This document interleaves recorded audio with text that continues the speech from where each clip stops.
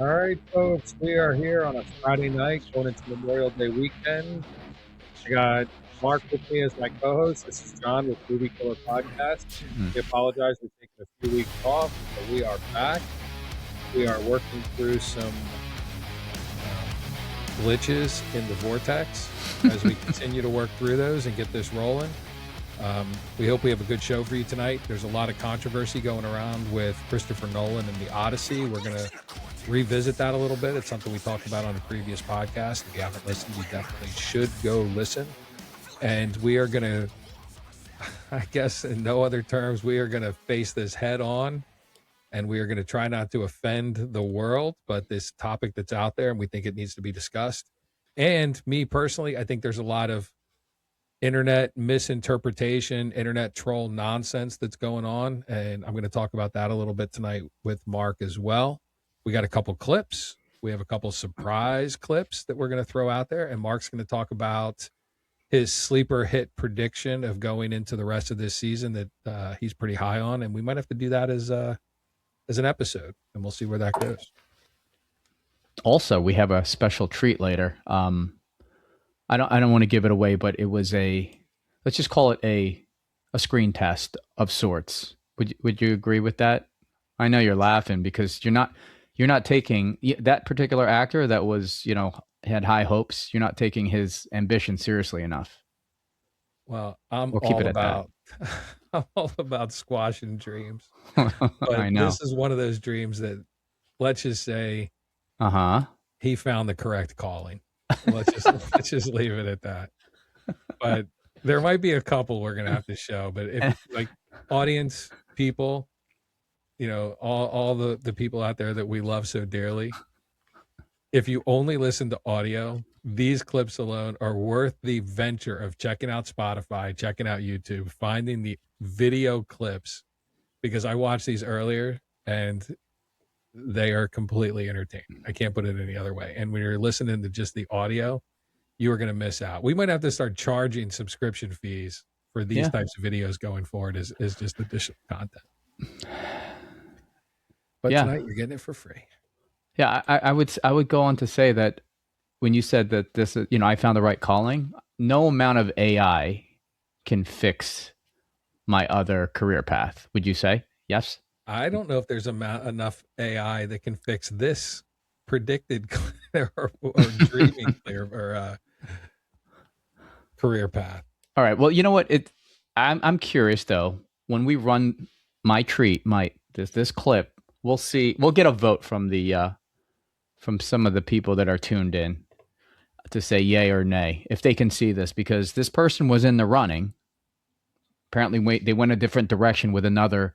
They went with a different artistic direction and went with another actor, which is fine. All right. And what a mistake they made. Let me just throw that out there. You never know. You never know. So go ahead. What do you? I was gonna, my last point on that.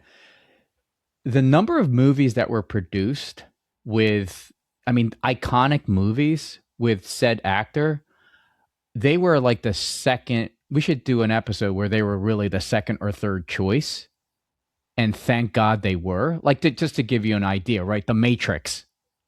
Oh, yeah, that would be good. Right? Yeah, because The Matrix, they wanted, do you remember? Do you know? Keanu Reeves? I don't know. No. They wanted Will Smith. Keanu Reeves was like the second or third true Smith story. Instead of Keanu Reeves, yes. No, that's terrible. Right? Like you can't. That's something you can't even imagine. But yes, that we should do an entire episode of the what ifs, and then I can share that more trailers for that other actor's behalf. There we go. Now we're cooking. We are cooking. We are cooking. Take All right. Trinity's damn name out of your damn mouth. There's no way that would have done well. I'm just saying that, right? I agree with you. The FBI agent said, "That's it." And turn around. No yes. A lot of what ifs. And this ties into my treat later. But let's get right into this whole backlash. You talked about the commentary with respect to Christopher Nolan's Odyssey and some of the casting. So the richest man on the planet even had something to say on the X platform.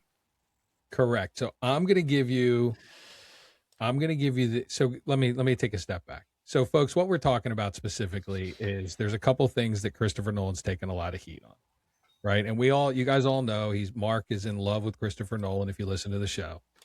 I think Christopher Nolan has done some great things, but I'm also a John Papsadera fan, which you guys have heard 100 times already.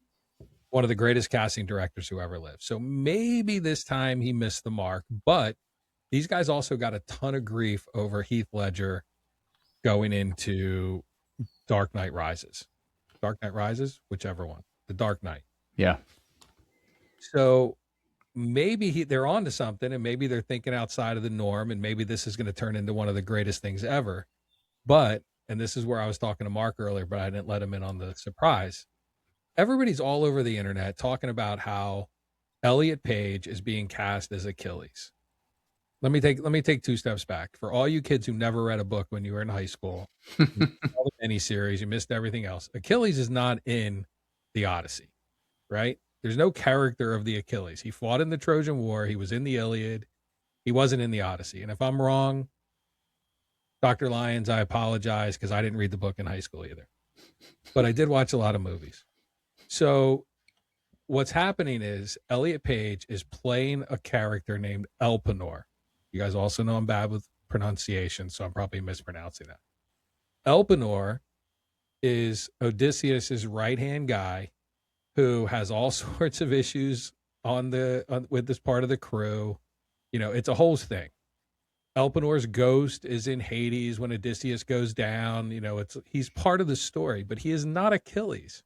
And there's nothing that says he's Brad Pitt. There's nothing that says he's supposed to be, fighting with the whole thing. He's just Odysseus's sidekick who plays a pretty significant role in the movie. So the internet's going out and they're saying, oh my God, they just cast Elliot Page as Brad Pitt. Now, just from a stature perspective, it's like you put Zach Galifianakis next to Bradley Cooper, right? They each have their role in The Hangover, and I'm just using that. Don't read anything into it. I just love the movie, and they're total opposites. If you take the two of them, you're not going to put Zach Galifianakis into the good-looking face from A-Team leading man role. They each have their role. They each have their stature. They each have their position in the movie. So the internet's out there. They're going crazy. They're like, oh, my God, they did this, and they cast this guy as Achilles. Go read a book. Go pay attention. Do a little research. And don't believe everything you read, right? This goes back to, I'm not going to go there. I'm going to keep the politics out of this. Yes. But, right. I'm really struggling with keeping the politics out of this conversation. But if you go in, this is like, the internet is full of nonsense. Gemini will tell you. Sometimes I hallucinate. Sometimes I make mistakes. Sometimes people are out there just feeding false information. So I think Elliot Page, unfortunately, in this particular situation, is getting a really bad rap because he is a character in the movie. He is wearing armor, fighting in the battle. He's part of the scene with the Trojan horse. He's out on the ship, the whole deal. But he's not Achilles. So people just need to back off this guy, give him the opportunity to act and be in the movie and not have to deal with all the nonsense of people putting videos online of comparing him to Brad Pitt, who is a significantly different actor, different role, different stature, but they're not playing the same character. Now, when this movie comes out, I may be completely wrong, but I don't think I am because I've done a little research. And, I don't really know where to go from here. So I think that people just need to back off this guy and let him go do his thing. My take, my opinion only. Wow, that was, I mean, if you're right, you would silence a lot of people. If only they would listen. Yeah. If only they would listen to the podcast. Yeah. But I thought, I mean, just from my own ignorance, I thought the timeline of when this story is taking place versus the Trojan War, I thought they were like decades apart. So I didn't think that character was in this time. Like, I didn't think Achilles was in this timeline, of this picture anyway. Yeah, he shouldn't be. Like, right. if they're true to the stories, Achilles shouldn't even be in this story. Achilles dead by the time all this stuff happened. Yes. Right. Right. Now, Odysseus and Achilles do fight in the Trojan War together, but Achilles is not in the Odyssey. Yes. So that's why I was like, okay. I mean, there's been a lot of data, not data. There's been a lot of clips that have been posted on social media specific to that call out. But to your comment, that could be all false, man. I mean, there's a lot of false shit out there. Right? Yeah. And for everybody listening, Mark had no idea where I was taking this. He was a little nervous. Nervous. He was a little squirmy before we got I was worried about your well-being. Okay, but continuing with everybody in the echelon out there, Jared Leto still sucks. All right, so take that, you bitches. All right, go ahead. I was going to say, just continuing with the theme of the backlash, right? I don't know if you saw it, but Elon's tweet on some of the casting, well, very specific, one character in this movie, he called out. And you know what? I'm just going to read what he said on his tweet. I don't know if you had this or. No, go ahead. I don't have it. Okay. Let me find it. Okay. Criticism erupted after, I'm probably going to butcher the pronunciation of her last name. Inyongo's casting was revealed last week. Musk said director Nolan has grossly insulted the Greek people and replied, true, to the meme of Amanda Napoli dancing on Homer's grave. The ex-owner wrote, I agree that she, Inyongo, that's what I'm saying. Yeah, I think it's Inyongo. Lupita Nyong'o? Yeah. Okay, so Elon says, I agree that she is beautiful, but casting a black woman to play a white woman in the foundational work of European literature is no more right than casting a white man to play Shaka Zulu. Yeah, I did see that clip. I did. Yeah. I was reading that, but yeah. Yeah, and Elon Musk is a douchebag, right? I mean, he controls the internet. He controls space now. He could probably take us off the air, and if he's listening to everything, but keep going. It has no bearing on anything. I just want to throw that out. Well, I didn't want to go. I mean, he gets a little bit more into it, but that was, I didn't want to go too far into it. You know what I mean? But that was basically the basis of his rant against the casting. So, we'll see. I mean, to your point, I think earlier you made the comment of the casting for Heath Ledger in the Batman series. Yeah. That was after I'm pretty sure that was after he did Brokeback Mountain, I think. Right? Yeah, and I'd have to look at the timeline. I'm pretty sure, because my reaction was like, oh wow, like I can't see Heath Ledger as the Joker, but to date, right, he's been hands down the best Joker in cinema. So we'll see. I don't know. I see where. Well, you have some clips of what Christopher Nolan was, his thought process behind some of the casting. I didn't want to jump the gun either direction, but I mean, everyone has an opinion. Richest man on the planet definitely has an opinion. He's not shy about, casting that opinion. So one thing that I want to throw out there, and you nailed it with Heath Ledger and the Joker, right? But I did a little research to see, and there is one person that's cast in the Odyssey, which I think is a total disaster, but we'll talk about that in a second. But I looked up Christopher Nolan backlash for casting, right? And Heath Ledger was number one. The other one, Harry Styles, as in Dunkirk. Apparently he got a ton of grief over that. And then he got a lot of grief because he insists on casting in very specific locations, like he's like a realist when it comes to casting. Okay. But he built basically a whole nuclear setup for the Trinity test in New Mexico, which everybody freaked out about. A lot of stuff around Dunkirk and everything that went on with the inaccuracies of filming and things that he did around that. But he doesn't shy away from controversy. So to your point, let me go back and I'll play the clip and hold on, I got a lot of clips for you guys tonight, so I'm just making sure I got the right one.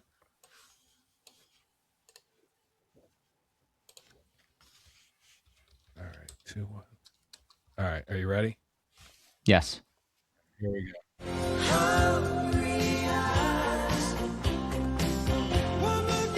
I just wanted to, comment on Christopher Nolan's controversial casting as we kind of went into this a little bit. So, Wow. do you think it had the effect? I mean, I I don't know. We think could that do was. it. We could do it again. Who is that? I'm telling you, man, that was my calling. And they said, It yeah, doesn't no, even thank look you. like you. It doesn't even look like you. It You got to looks like, blame AI. Blame oh man, AI. But that's the you guys. closest thing they got. So that was part of the treat this evening. Yeah, that was a surprise. Surprise. So I everybody go to the video. Stop with the audio. Go to the video. but I kind of wish they continued with my dancing scene a little bit further because Me I too. was, down the aisle. I was feeling it, man. It was a little short. I got to admit. Like I should Yes. have just looped it so we can play. All right. So let's go on to Christopher. She was Catwoman. He was Spider-Man. He was the Batman. And we have Jason Bourne as well. Are superheroes directly related to these sort of Greek heroes? Very directly. Go No, on, they make the are. connection. I mean, they're the original superheroes. I mean, even comic book culture, whether you're talking about Marvel or DC or all the rest, a lot of it comes pretty directly from Homeric epics. I mean, Homer, in a way, is the sort of George Lucas, maybe, of his time. I mean, nobody really knows who this person was or whether it was more than one person. It's the Marvel of its day. I think there's very directly this desire for us to feel or believe that gods could walk amongst us. And I think the modern comic book is kind of our expression of that. Very Okay. well said, right? Yeah. Yeah. Yeah, I thought that was good. Christopher Nolan comparing his take on the Odyssey to Greek historical superheroes. Thought that was pretty cool, right? This is what those people had to deal with and had to look forward to. Yeah. And to go back to Mark's topic, and this is all I'm going to say on the situation because everybody knows, I think it's been beaten into everybody on the internet, and Elon Musk said it in a very, I don't know, shitty kind of way. I don't know how else to put it, but there are some very specific things. Back to all the kids who never read a book, there's a thing called the Homeric epithets, which is what a lot of these things were based off of. So for Helen of Troy specifically, and this is why everybody's freaking out and having all sorts of controversy because people have a tendency to overreact. People love to hate, right? Helen of Troy was described as being white-armed in one phrase, and I'm going to say it in Greek, and I apologize to all my Greek listeners out there. It's called leukolinos, which means white-armed, which is in one line of the entire thing that was put together that people are grabbing and making a big deal out of.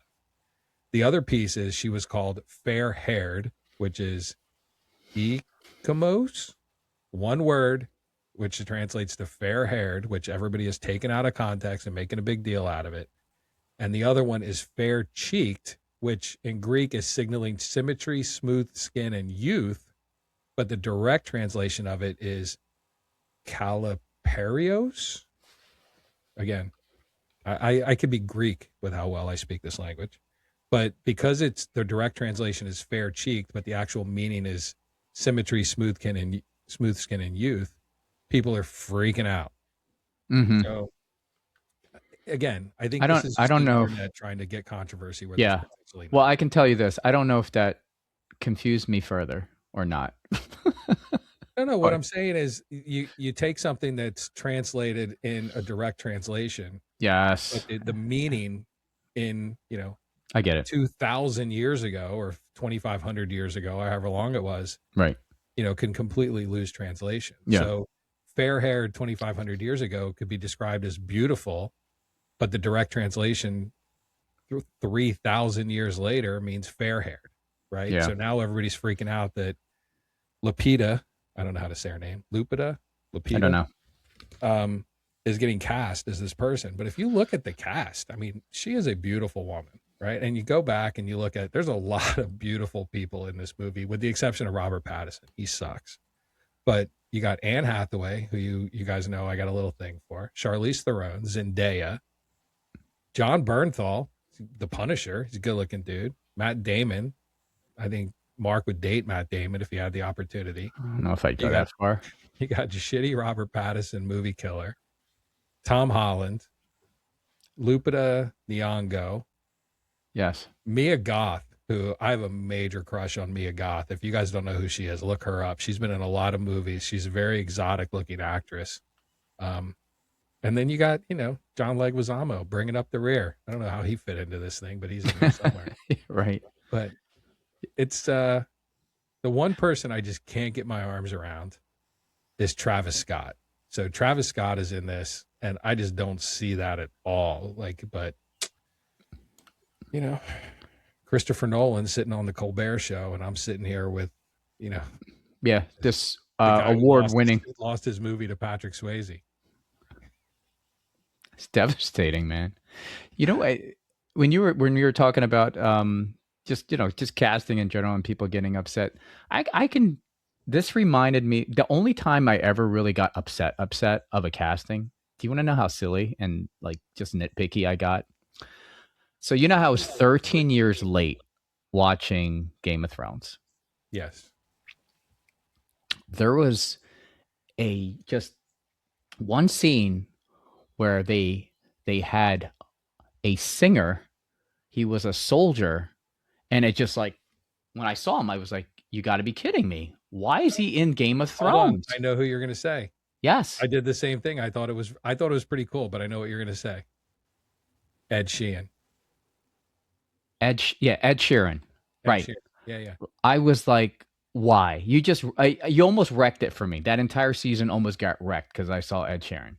Because he's a big Game of Thrones fan, and he's I get it, but throw some makeup on the guy. He looked like he was about to go to concert, in medieval times. It's like sticking Conan O'Brien in the middle of. I'm just saying they could have just put through a little bit more makeup and throw a wig on him, right? Throw Viking horns on him, something. Just don't make him look like Ed Sheeran. I get he got out to the little cameo. That was the only time I was like, oh, no, what are they doing? I'm going to do that with Travis Scott. When I goes to the Odyssey and he comes up on the screen, I'm going to stand up and yell, no, don't take him off, and see how the crowd reacts. Yeah. All right. So listeners, I'll let you know when I go so you can all be there for the show. When again is this release date? It's July something? July 17th, I think. Yeah. All right, you guys ready for another? Man, I wish people would watch the video. Hold on, I got one more trailer. Wait, whoa. Which? No, it's too oh late. yeah, It's too late. Look at this.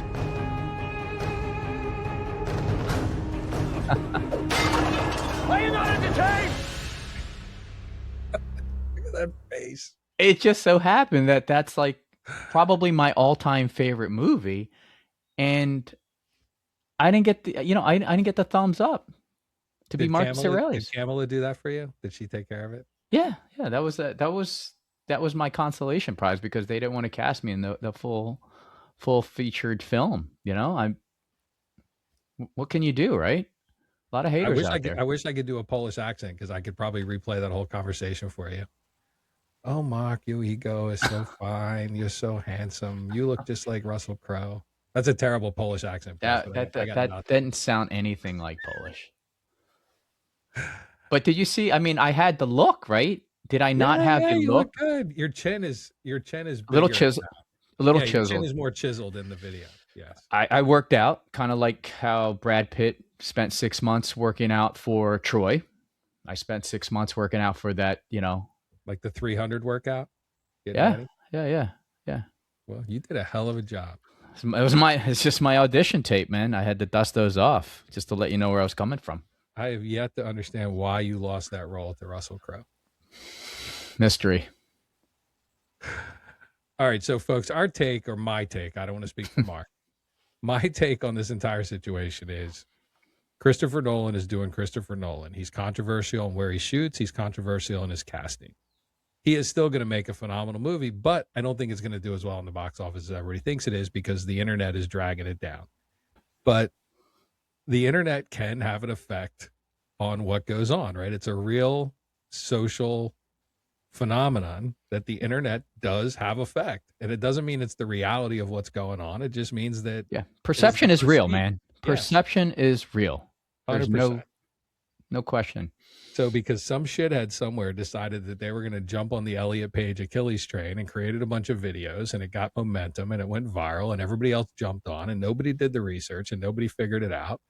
Then they took these direct translations of something that was created 3,000 years ago and said, I'm sorry, we can't put Lupita Nyong'o. My argument would have more effect if I could actually say her name.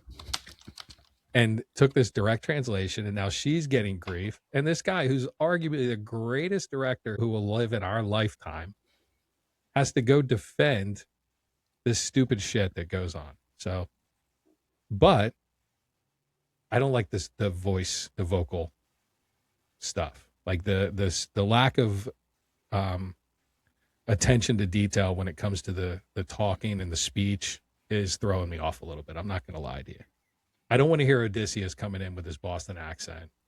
Like everything is, I don't want to hear Tom Holland coming in with an American accent. You know, I don't want Anne Hathaway coming in talking whatever Anne Hathaway talks with her British nonsense. Like I want something at least with a little bit more of an accent, or like they've done a little work to earn their paycheck that they're out there collecting. So the lack of attention on the speech is throwing me off a little bit, but you know, he's Christopher Nolan. What am I going to do? I'm still going to go see it. Yeah. If in case you're wondering, I had to look it up because I had to look it up. His name was Eddie. Ed Sheeran played a Lannister soldier named Eddie. Do you feel complete now? Like your evening is fulfilled now that you know this factoid? Did they even call him by his name in the movie? They didn't. I don't believe that they did. All right. I mean, any more to? Is there anything else you want to say? No, I think it's. Look, I'll to be honest, I understand people's reaction to that, you know, and people have very, very strong opinions, right? Like, I think when I first saw, and this is, you know, just observation, like when I first saw Man of Steel and I didn't know who Henry Cavill was, I was like, oh no, this is not good. I don't think after 3 installments of Superman, I can't, it's hard to picture anyone else but Henry Cavill playing him. Yep. And, you know, the most recent one, I was not a fan whatsoever in that last installment of Superman. I just thought it was just too, it just got too whimsical for me. Like there was no, you know, it didn't feel serious enough, and that's just my point of reference on casting. Like my own experience, I didn't like the cast originally. I liked it afterwards, and now I look at the whoever who's playing Superman now, and I'm just like, ugh, no. Yeah. But we'll see. I'll go watch the movie. I mean, I'm right with you. I think for all the listeners out there, and this is kind of how we'll know you're part of the club. Anybody who starts talking about Elliot Page as Achilles, just tell them to go F off, right? Say, no, that's Elpenor. You guys obviously don't know what the hell you're talking about. Make them feel stupid. You know, and let's start a little bit of trend in a much more, it's a positive trend of making somebody feel stupid. I'm not really sure if that's what I'm trying to say or not, but I think if anybody does their research and they do what they need to do, they'll understand that this is nonsense that's going on. So let's give this guy a break. You know, nobody talks about the stature of Tom Holland. You stick Tom Holland in a suit of armor next to Brad Pitt, it's going to look like a little kid next to a man, right? So I don't know where that would be any different in this particular situation from a casting perspective. I'll just say this, John. You saw those 2 audition tapes. That guy in those 2 audition tapes could have played anybody, any character. Do you think he could have played Braveheart? Yes. Dude, I mean, sure? Look at that. Look at the Scottish, like. You look like Genghis Khan. You look like you're ready to go invade Mongolia. Who would want to fight me on that battlefield looking like that? I am William Wallace. I am William Wallace. A whole army of my countrymen, but they'll never take. You don't look like their country. Freedom. They're probably in the wrong country. Why would you say that, John? I look just like everybody else on that battlefield. Give me a spear. I'm your Scottish brother. Damn it! You know, when we're sitting next to each other, I look at you, I go, I think this guy's from the Scottish Highlands. It's Of exactly what I think course. when we're Yeah. sitting. Yeah. And with the Oh, face man. paint, you can't, Yeah. they're indistinguishable with the face paint. You're ready. You are Yeah. ready to Dude, go. I was ripped in that movie. Everybody who's listening to this is like, what the hell are these two idiots talking about? I'm going to post so many shorts on this episode. Oh, And this we're is all going on TikTok. There's no Yeah. question about it. Yeah. Yeah. We're going to get a lot of credit over the defense of these people that are going on and all the nonsense going on the internet. Troll us, bitches. Yes. We're taking you down. All right. So the other thing we want to do tonight, and I think it's about that time because I'm feeling pretty good about myself. Mark just keeps bringing up The Bride. But when we start looking at the list of movies, we're at about movie 13. So we're up to Michael. And Michael, for the record, is just a home run. It's absolutely crushing the box office. But when we look back at the list based on our projected ROI status, the only bomb that I have through this whole thing right now is The Bride. Like I'm feeling pretty good. Super Mario is absolutely breaking $1 billion. We predicted that in the one episode where you were like billion, and I was like billion. Still remember that. Mm-hmm. Michael, that you were really down on. You thought Michael was going to completely bomb. I didn't think Michael's your Bride. I said Michael will do okay. I didn't think it was going to like kill it like the way it's absolutely killing it. Like I thought it was going to just kind of break even and make a little bit of money, but man, I was dead wrong. Biggest biopic of all time. Biopic No, of all time. it's second right now.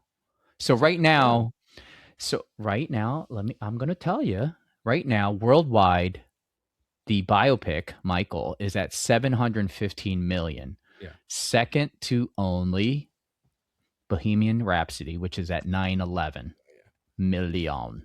Yeah. So, I mean, biggest opening week. You are correct.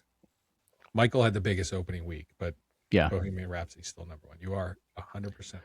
Yeah, but that is just fantastic. Like these guys have to be like over the moon. I mean, I don't know what their projections were, but I mean, what was the actual budget? 155. Yeah, 155. Man, they're already working on Michael 2.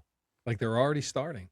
Well, they left it as kind of I haven't seen it yet, but I plan to go see it with my daughter. But they kind of left a cliffhanger for what's to come. You know, I mean, they stopped way short of his career. Yeah, they stop for everybody's interested. They stop at the Victory Tour. So everything for Michael up to the Victory Tour is in the movie, and then they stop there.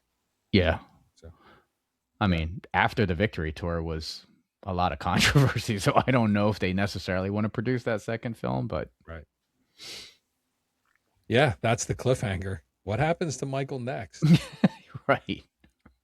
I don't know. Something with, I don't know, kids and drugs and, and he dies.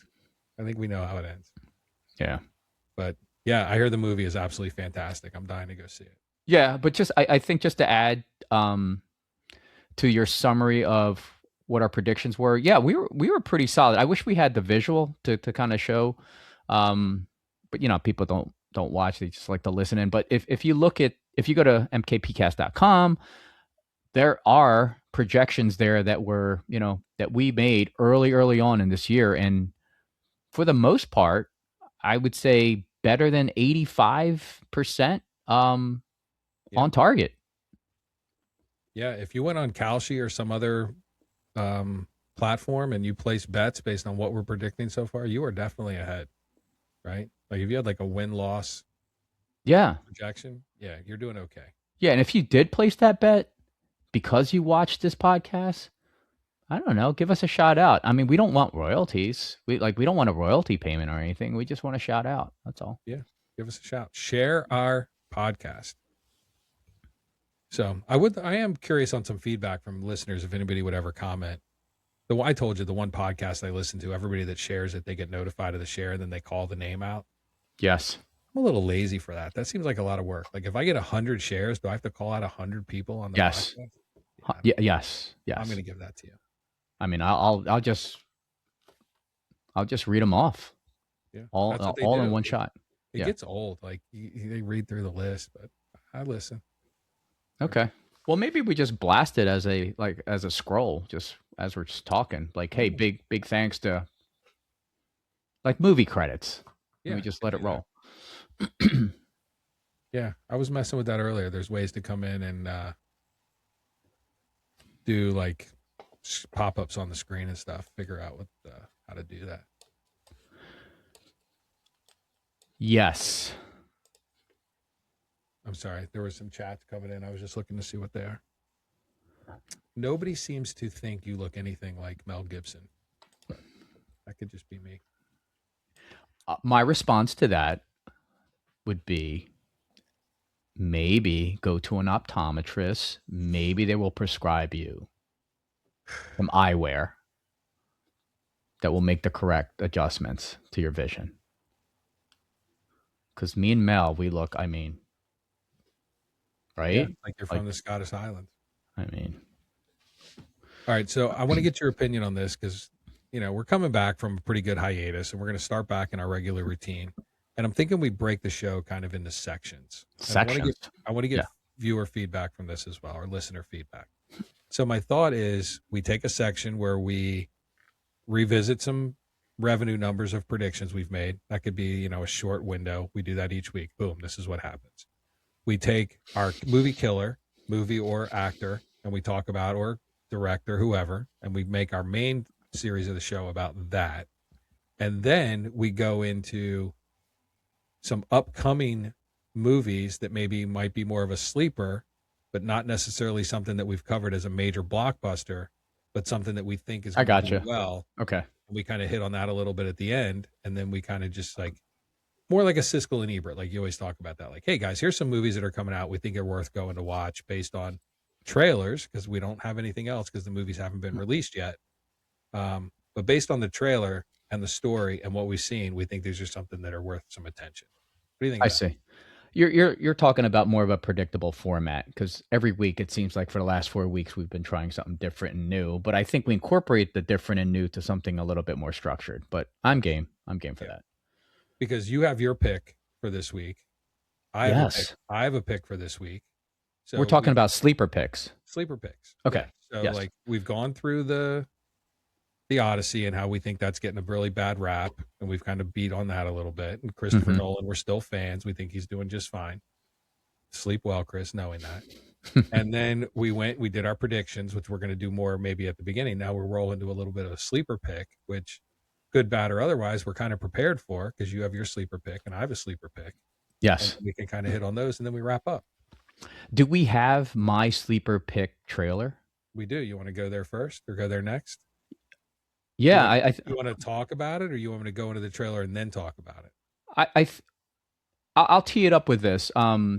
This can we call it a biopic? I don't think so. It's not technically a biopic, I don't believe. I'm not sure. I'm gonna okay. I don't know enough about it. So yeah, and my only thing is I don't know if it was, tabbed as a biopic. But anyway, this film is loosely based on Anthony Bourdain, who I was a ginormous fan of. He made cuisine cool, like just everything that he did, in his episodes. I that's kind of what made me kind of like a wannabe foodie.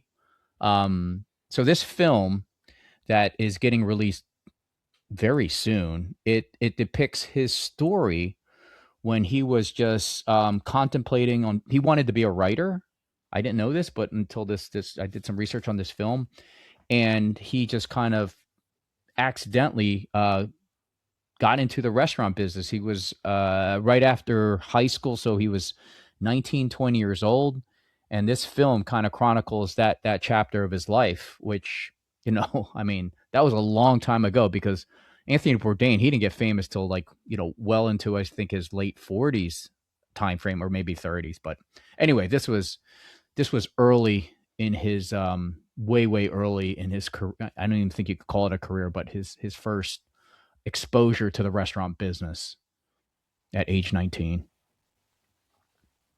Okay, hold on 1 second. Pulling it up. Getting ready. Give me a second. I'm trying to do like 12 things to get you ready. But I like the idea of the format. I think if we stick to that format a little bit, Okay. Yeah. and then why can't I find it? All right, we'll get back to that. All right, you ready? Yeah. Hold on. Hold your pants. All right, here we go.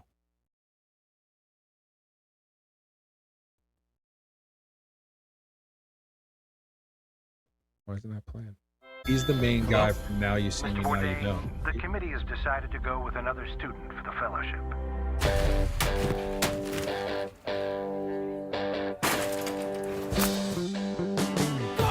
I need a job. You worked in a kitchen before? Sorry. Yeah. We open Wednesday to Sunday. Start 11 a.m. What fucking time is it? That means that you are here at 10:45. 11 is late. Anyone late is fired. You know I can cook too. The kid said he's a cook, chef. I'm actually not a fucking cook. I'm a writer, but I said I know how to cook. Oh, I'm sorry. I didn't understand that. Shut the fuck up. None of that was I don't care, Tony. Are you a good guy or a bad guy? Let me teach you this. This is how you open an oyster. I ate these in France when I was a kid. I said they taste like the future. I was reminded every measure I got on fine with modern living. This guy, he's like a master chef. And the world still so wild, called to me. We're gonna start with this special. Every Friday, something fancy but not pretentious, something sexy, makes you want to fuck, you know? Something only you can do. I was lost, I've been kept. This is insane. I know. What's this? That's for you. And the world still so wild, called to me. If anybody asks, I'm not a writer. I work in a kitchen. Sorry, what is your name? Anthony Bourdain. Does that that's a great trailer. Yeah, that looks good. And then you got Antonio Banderas. I mean, I think that's a great cast because he's supposedly working. He's a chef owner at a Brazilian, restaurant in Cape Cod, right? Like, I think that's a great cast. So this is my sleeper pick for the year. I think it depends how many screens this gets showed on, but like this, I think this is one of those word of mouth type movies, and there's a lot of Bourdain fans out there, and I think that alone will carry that momentum. But like, how do you not like Anthony Bourdain if you're into food? Like, how do you not like this guy? I mean, he was the anti fake TV chef guy. He hated that pretentious food culture nonsense, and like, he was so anti-luxury foodie elitism, right? Like, I rooted for the guy, and then when he passed, I was like, oh man, like, you felt that. So, true story. One of his episodes, he had dinner at this restaurant. I don't remember how it's pronounced, but it's something ketchup in Quebec City, Canada, right? Yeah. So many years ago, I surprised Cam with this trip for her birthday, right? In December, Quebec City. So we get there at this restaurant called something ketchup, and it looks like somebody's living room, right? And then no surprises, because this is what it looked like in his episode. And I'm just like, wow, this is really like somebody's living room. Dude, it was like the chefs there it was somewhat loud, but it was like a 12 person like capacity, and they were cooking on electric stoves that were like GE, like not commercial, just like, and they weren't even matching electric stoves. The food was phenomenal, like 1000% phenomenal. So and was Anthony Bourdain there? He wasn't there, but I watched an episode and he was talking about how good this risotto was. And then so that's why you went there? Well, we were going to Quebec City, and I was like, holy hell, I'm going to stop by, this restaurant. And it was just amazing. It was like one of the best dinners I've ever had. And it was totally nondescript. All right. So I'm going to give you the quick rundown. So Tony, which is the name of the movie. Yes. It stars Dominic Sessa, who is the kid who was from Now You See Me, Now You Don't, who I thought did a great job in that. And to summarize, a 19-year-old Anthony Bourdain travels to Provincetown and stumbles into the chaotic world of a restaurant kitchen, setting off a summer that shapes the course of his life. And Anthony Bourdain's quote is, "I was, to be frank, a spoiled, miserable, narcissistic, self-destructive, and thoughtless young lout, and badly in need of a good ass kicking." And apparently he went into this restaurant with the guy who's being played by Antonio Banderas, and it shaped the rest of his life. Yeah, amazing story. Pretty damn good. It was called, I'm going to mispronounce this because this is probably in French. La affaire est ketchup. Like ketchup, like tomato ketchup? Yes. Okay. It's got a 4.8 on the Google reviews. I'm telling you, this place was fantabulous. So if you're ever in Quebec City, Canada, in the middle of winter, it's a good spot. Sounds fantastic. Yeah. The funny thing is, it was like, when I say cold, it was brutally cold. Every day snowed, and it was like they were getting like 2 feet of snow. There was chains on everyone's tires, but beautiful city. All right. So now that you've had your heartfelt moment, I'm going to go back into something that I think is a little bit more up my speed. So the pick that I made this week is The Obsession. Have you heard about this? Have not. So The Obsession, I'm going to play the trailer, and then I'll tell you about the movie. Well, let me tell you what the movie is first, and then I'll play the trailer. After breaking the mysterious one-wish willow to win his crush's heart, a hopeless romantic finds himself getting exactly what he asked for, but soon discovers that some desires come at a dark, sinister price. And the woman that's playing the crush, her name is Indy Navarrete, and she is supposed to be just incredible in this. But I'm going to play the trailer, and then we'll go from there. Let me go back. You ready? Yes. Blumhouse. You ever actually flirted with Nikki? I'm gonna go get some shots. I'll come with you if she means this much to you. And I know she does. Say, Nikki, I think we should grab a drink sometime. Nikki, wait. I was gonna ask you, What? I lost my train of thought. Hi. Good night. What else? Why? One wish, Willow. You only get one wish. I wish Nikki Freeman loved me more than anyone in the entire world.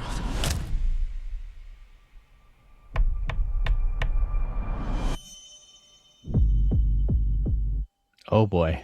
I love you so much. A love only the branch of a willow tree could conjure. It's weird how you two are dating all of a sudden. Like, super dating. I think Nikki is going through something. Like what? Is she okay? No. Jeez, what kind of spells you put on her? You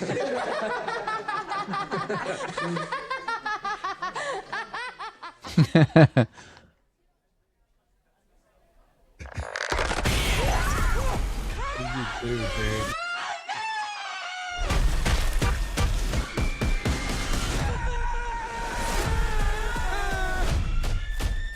Nikki?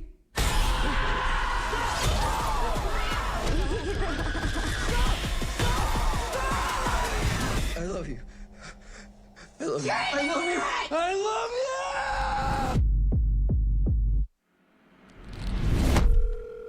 I was calling to see if there's a way I can cancel a wish. I'm sorry, we don't really do that. So she's just stuck like this forever? Well, yeah, I mean, as long as you live. As long as I live?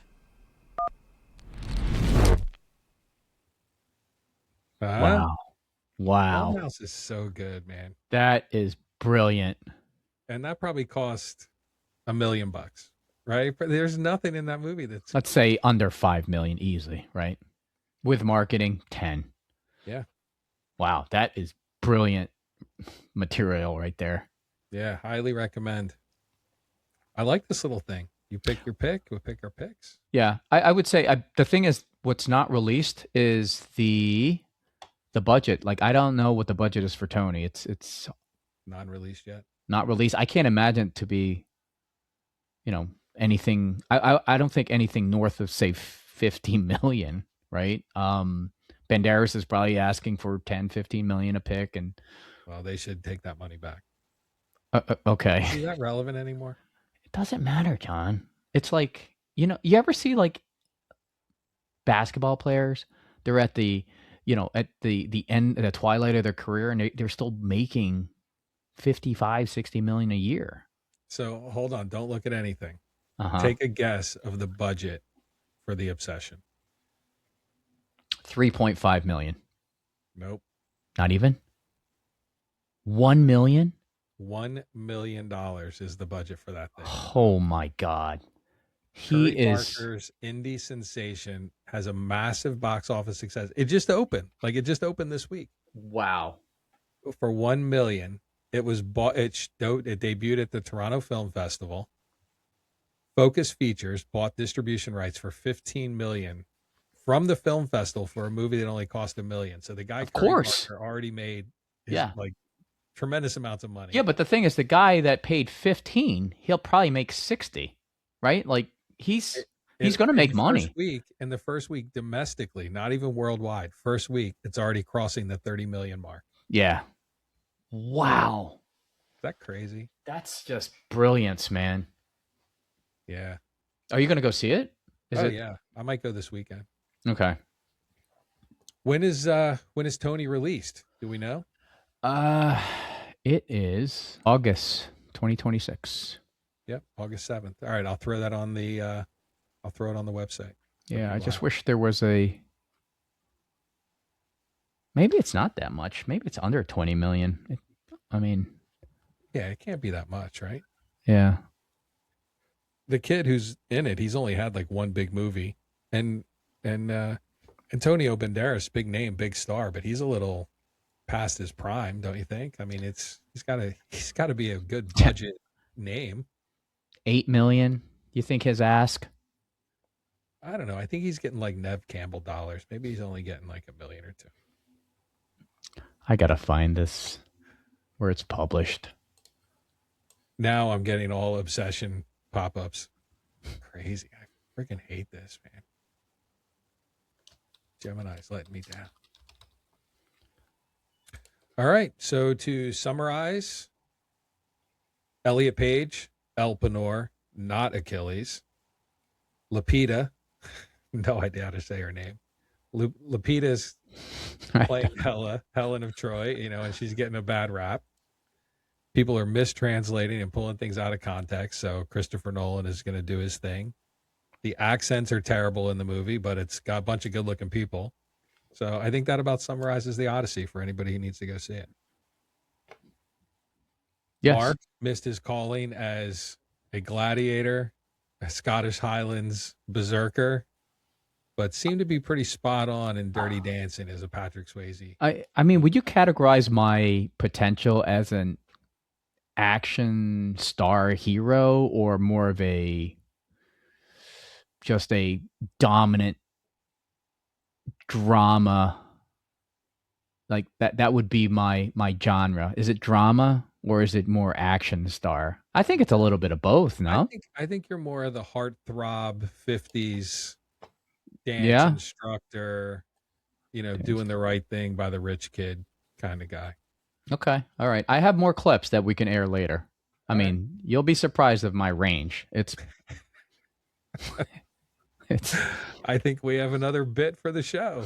I think it's who's Mark this week. Yeah. What baby. casting call did Mark get dropped from this week? Right? I have Who a did he lose lot. out to? I have a lot of material.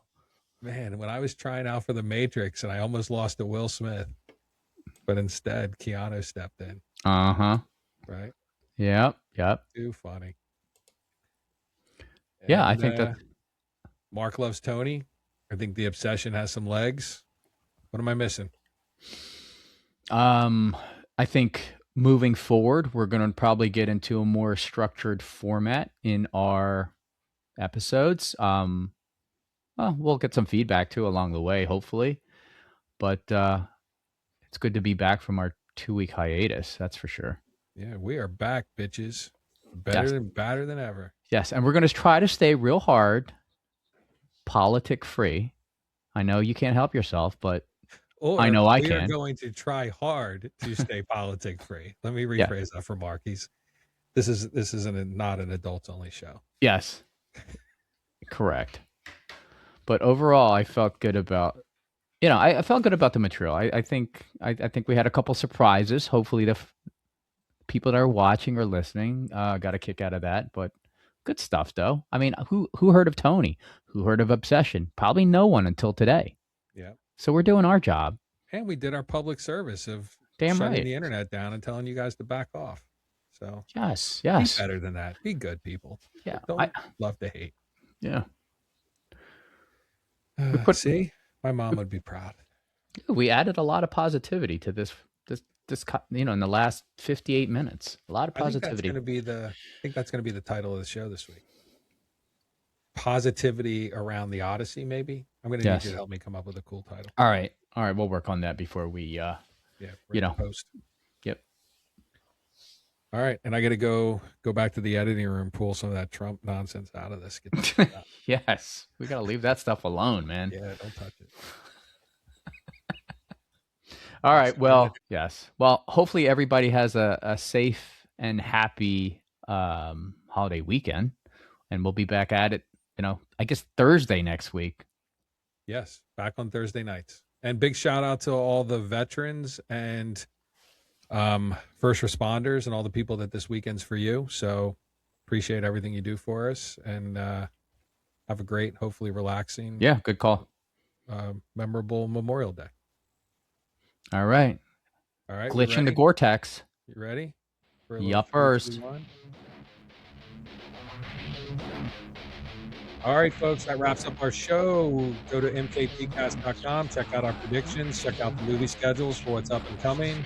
Check out the Mendoza line for all the losers that are out there who don't know how to act.